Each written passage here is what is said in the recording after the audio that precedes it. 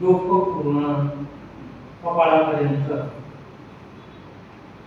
हळूहळू आपला डावा डोळा, त्यानंतर उजवा डोळा, त्यानंतर उजवा कान, डावा कान, उजवा कान, पूर्ण कपाळ, त्यानंतर डावा कान, उजवा कान, पूर्ण चेहऱ्याचा भाग, डावा डोळा, उजवा डोळा, पूर्ण शरीर, कायानं कशी विरती, आपल्या पूर्ण कायेचं अशा प्रकारे निरीक्षण करायचं. पाहता पाहता आपल्या कायाची शुद्धता होईल आणि तेव्हा मनामध्ये येणारे जे विचार आहेत कृष्णेचे ते दूर होतील. त्यानंतर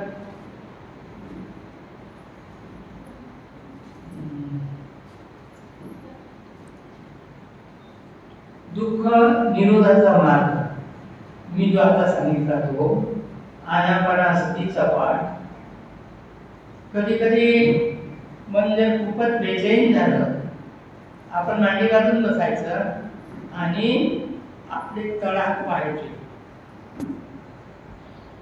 मन जर खूप एखाद्या विचारानं बेचैन झालं, ते विचार चांगले असो ते वाईट असो, कसेही असो, ज्या विचाराने मन बेभान झालं त्यांनी आपले हात कसे ठेवायचे आणि हाताकडेच पाहायचं, तळहाताकडे.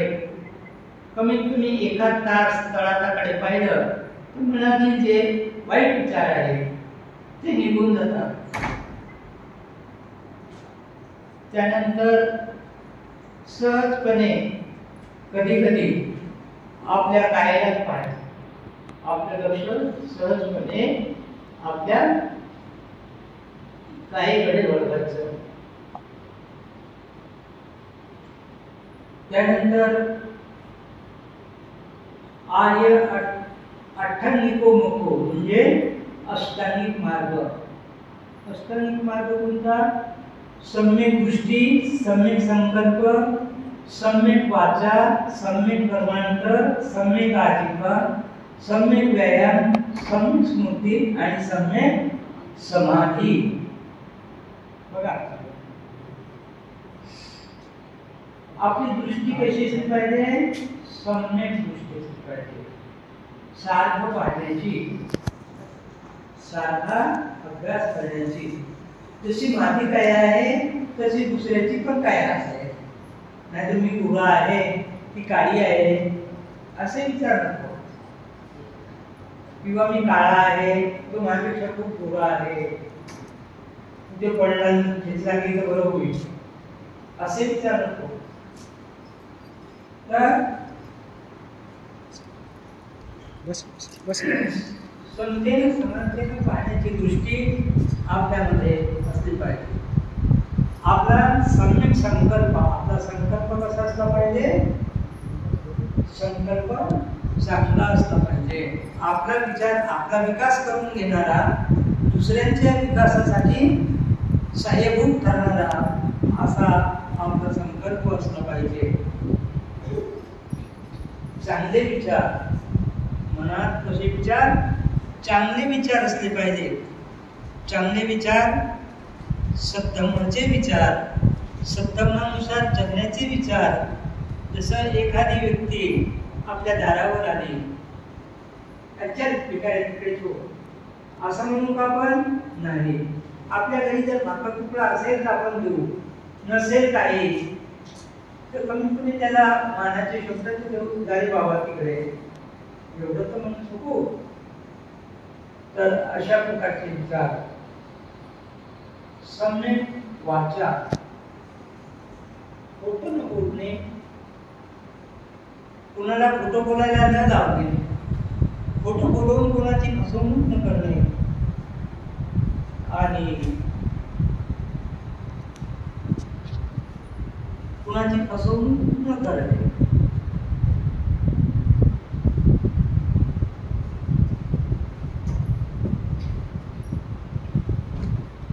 सम्यक कर्मांत आपले काया कर्म, वाचा कर्म आणि मन कर्म हे सम्यक असले पाहिजे.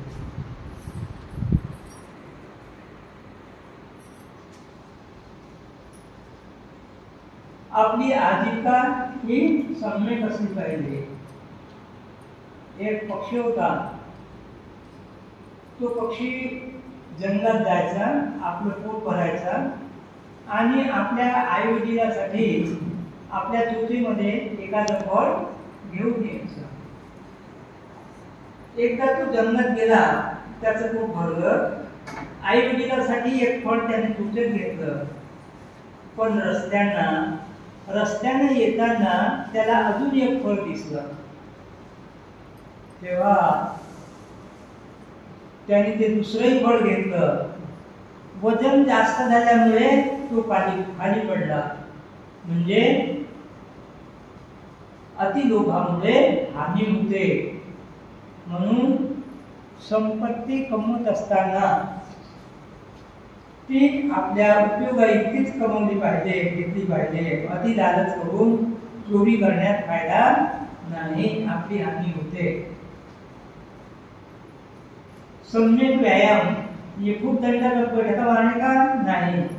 सम्यक व्यायाम याचा अर्थ असा, जे काम आपण करतो ते काम आपण प्रामाणिकपणे केलं पाहिजे. एखादी भांडे घासणारी बाई जरी असेल तरी तिनेही आपलं काम नीटनेटकं केलं पाहिजे. सम्यक स्मृती, स्मृती म्हणजे जागरूकता. पहिली जागरूकता तर मी कोण आहे याची असली पाहिजे. मी कोण आहे, माझं काम काय आहे, मी काय करत आहे, मी जे करत आहे ते योग्य आहे की अयोग्य आहे हे लक्षात घेतलं पाहिजे. आणि जागरूकता, जसं ठरवलं की उद्या मी 4 वाजता उठेन तर 4 वाजता उठलं पाहिजे. उद्या मी 5 वाजता उठेन तर 5 वाजता उठलं पाहिजे. ही जागरूकता असली पाहिजे. मी कोणत्या कामावर आलो आहे, मी जर समजा काम करायला आलो आणि गोष्टीत सांगत असलो तर ती जागरूकता होईल का? नाही.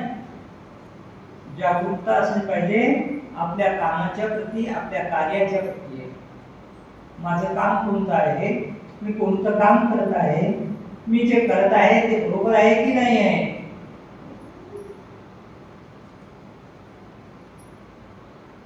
ही लाईन थोडशा इकडे सर्व म्हणजे त्या मागच्या लोकांना जागा होती.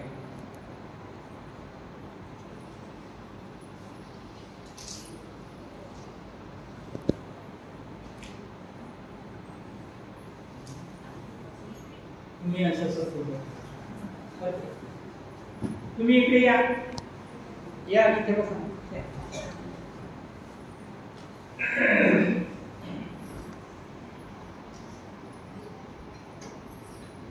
सम्यक समाधी, कुशल चित्ताची एकाग्रता.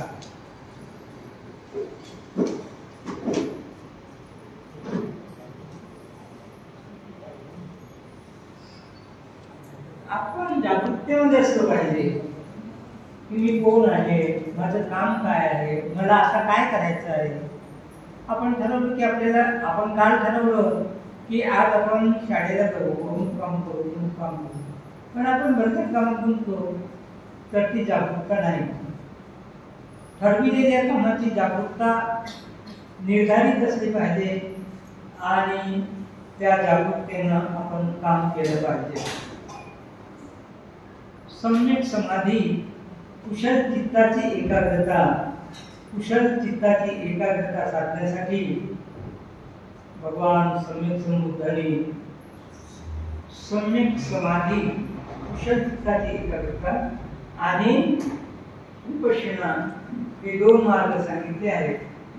तेव्हा सम्यक समाधी, मांडी घालून बसायचं, मला आता बसता नाही, मांडी घालून बसायचं, आपले हात असे समोर ठेवायचे मांडीवर आणि आपलं लक्ष सरळ ठेवायचं आणि आपलं लक्ष जे आहे ते वरच्या ओठावर ठेवायचं. वरच्या ओठावर श्वास येतो जातो त्याकडे लक्ष द्यायचं आणि वरच्या ओठावर लक्ष केंद्रित करून आपलं संपूर्ण लक्ष आपल्यावरच्या ओठावर केंद्रित करायचं. तर काय जाल आहे सत्याचा भाग. भगवान संत बुद्धांनी भिक्षूंना समजावून सांगितला होता त्या बुद्धायनामध्ये आज आषाढ पौर्णिमा आहे. भगवान बुद्धाच्या वेळेला आता येतो नदी नाल्याला खूप पूर यायचं त्यावेळेला. आता बरेचसे पुलं आहेत, पुलावरून जाता येते, पण त्यावेळेला नदी नाल्याला पूर नव्हते. तेव्हा अनेक भिक्षू नदी नाल्याने एका गावाहून दुसऱ्या गावाला जाताना वाहून जात असत.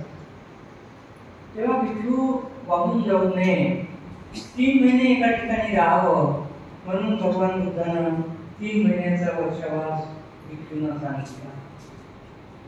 3 महिने भिक्षूंनी एका स्थानात राहायचं, नुसतंच खायचं आणि झोपून राहायचं नाही, तर लोकांना उपदेश करायचा.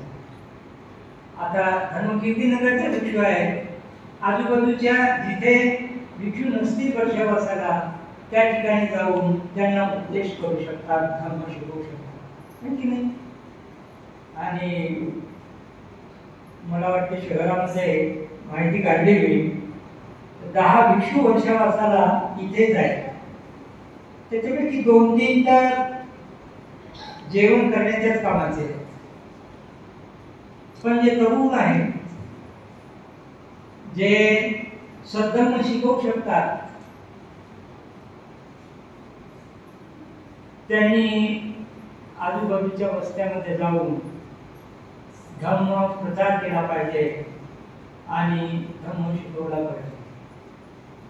या वर्षापासूनच्या काळामध्ये उपासिका उपासक विहारामध्ये येतील तेव्हा सायंकाळी 7 वाजेला 7 ते 8 पर्यंत ध्यान भावना होईल आणि 8 वाजेच्या नंतर धम्म प्रवचनाला सुरुवात होईल. 1-1.5 तासाचं प्रवचन राहील. आपण सर्वांनी ज्यांना शक्य होते, जे शहरातील असतील ते तर नाही येऊ शकत, पण काही लोक येऊ शकतात. म्हणजे जे सांगत होते की ते थायलंडला वर्षावासाला होते, तेव्हा एक उपासिका तिच्या गाडीनं धर्म शिकण्यासाठी विहारात येत होती. तिच्या मनात असं जागलं की मी इतक्या लांबून 13 किलोमीटर वरून येते गाडीने, पण बुद्ध भिक्षूंना एकही दिवस जाऊ शकत नाही. म्हणून तिनं आपल्या घरी पकवलं आणि पकवून भिक्षू संघासाठी भोजनदान आणलं. रस्त्यावर भोजन घेऊन गेटवर उभे राहिली, जसं आपलं गेट आहे तसं गेटवर उभे राहिली आणि प्रत्येक भिक्षूच्या पात्रामध्ये तिनं अन्नदान केलं. अशा प्रकारे तिने आपली दानाची श्रद्धा पूर्ण केली. आपणही एखादा जर लांब राहत असेल तर अशा प्रकारचं मला वाटतं परवा एकाने आणलं होतं भोजन, फुटाळ्याची काही होती ती. तर अशा प्रकारची दानाची श्रद्धा आपण वाढवली पाहिजे. दान देणं हे पुण्याचं काम आहे. आपल्या इथे साधनेचं केंद्र आहे, विपश्यना केंद्र आहे, तेव्हा इथे नियमितपणे विपश्यना साधनेचे केंद्र सुरू म्हणजे साधनेचे वर्ग सुरू होतील 10 दिवसाचे. होऊ शकते आपण पुढले शिबिर पण आपण घेऊ शकतो, कारण वरचा पण हॉल आहे, खाली हॉल आहे, वरही हॉल आहे आणि आचार्य निवास पण झालेला आहे. म्हणजे जे शिकवायला येतील त्यांचं बाजूला आपण निवासस्थान बांधलेलं आहे. आता एक अडचण आहे की शिबिराला येणाऱ्या लोकांना भोजन कक्ष पाहिजे आहे, मोठं भोजन कक्ष पाहिजे आहे. तेव्हा 26 बाय 60चं नकाशा काढला आहे. 26/60चं भोजन कक्ष आपण बांधणार आहोत आणि ते तुम्हा सर्वांच्या सहकार्यानं, कोणी 2 पैसे देईल, कोणी 5 पैसे देईल, कोणी 5 रुपये देईल, कोणी 25 रुपये देईल, कोणी 25,000 देईल, कोणी 1 ट्रक विटा देईल, 50,000च्या होतात, कोणी 1 ट्रक रेती देईल, 32,000ची होते, कोणी गिट्टी देईल तर 20,000ची होते. आपल्यात जर अशी त्यागाची भावना जर निर्माण झाली तर ते काम लवकरच होईल. तसं मी पण मटेरियल आणून ठेवलं आहे. 2 ट्रक विटा आणले आहेत, 1 ट्रक बजरी आणली आहे, 1 ट्रक 2 ट्रक रेती आणली. तर तुमच्यातही जर श्रद्धा असं उत्पन्न झाली असेल, मी कसं करू आहे, मी तर गरीब आहे, माझ्याच कुटुंबात जळ आहे, माझ्या कुटुंबात जळ आहे, कसं करू, असा जर विचार करत राहिलो तर ते शक्य नाही, कधीच दान करू शकणार नाही. जो असा विचार करेल की नाही मी आता 1 लाख रुपये कमवले, त्याच्यातून 30,000 रुपये बिहाराला दान देईल, ते 1 ट्रक रेती देईल, अशा प्रकारचा विचार जर समजा मनात केला तर दान देणं शक्य होईल आणि कामही लवकर होईल. आपल्याला त्याचं पुण्य मिळेल, नियमित वर्ग चालतील, लोकांना ज्ञानभावनेचा अभ्यास मिळेल. किती महान करुणा, तुम्हाला त्याचा लाभ मिळेल. आपल्या सर्वांचं या सत्कर्मांचं मंगल हो, कल्याण हो, सर्व सुखी व्हा, सर्व दुःखातून मुक्त व्हा. साधू